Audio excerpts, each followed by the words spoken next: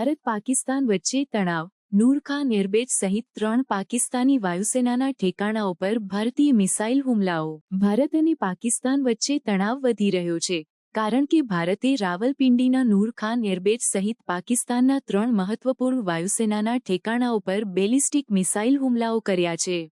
આ હુમલાઓ ઓપરેશન સિંદૂરના ભાગરૂપે કરવામાં આવ્યા હતા, જેનો હેતુ પાકિસ્તાન દ્વારા નિયંત્રિત કાશ્મીર અને પંજાબમાં સ્થિત આતંકવાદી ઠેકાણાઓને નિશાન બનાવવાનો હતો.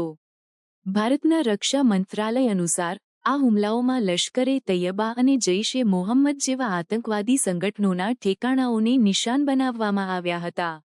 પાકિસ્તાનના સૈન્ય પ્રવક્તાએ જણાવ્યું હતું કે આ હુમલાઓમાં 31 લોકોના મોત થયા છે અને 46થી વધુ લોકો ઘાયલ થયા છે.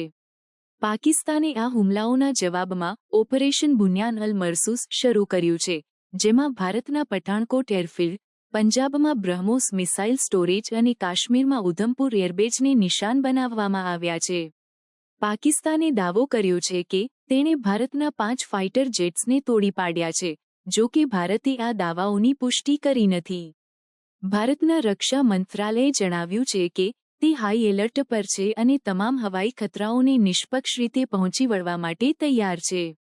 આ તણાવના કારણે પાકિસ્તાને પોતાના હવાઈ ક્ષેત્રને તાત્કાલિક અસરથી બંધ કરી દીધું છે, જેના કારણે લાહોર, કરાચી, ઇસ્લામાબાદ, ફૈસલાબાદ, મુલ્તાન, પેશાવર અને સિયાલકોટ જેવા શહેરોમાં ફ્લાઇટ ઓપરેશન્સ સ્થગિત કરવામાં આવ્યા છે. કેટલીક આંતરરાષ્ટ્રીય ફ્લાઇટ્સને અન્ય માર્ગો પર વળાવવી પડી છે. ભારતના ઉત્તર પ્રદેશ, પંજાબ અને હિમાચલ પ્રદેશના કેટલાક એરપોર્ટ્સ પણ તાત્કાલિક અસરથી બંધ કરવામાં આવ્યા હતા. આ તણાવના કારણે આંતરરાષ્ટ્રીય સમુદાયમાં ચિંતા વધી છે.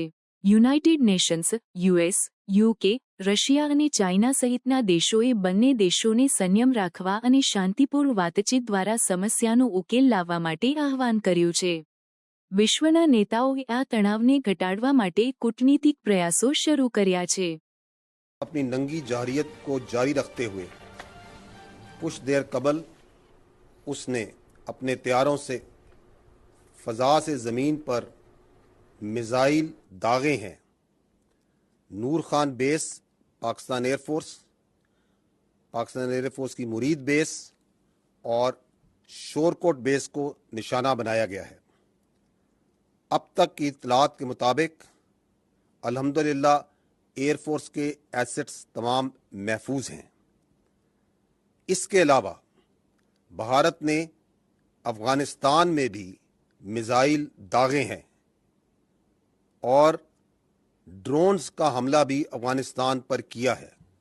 भारत अपने पागलपन और जाहिरियत के ज़रिए और अपनी मकारी के ज़रिए पूरे खित्ते को एक ख़तरनाक जंग की तरफ धकेल रहा है.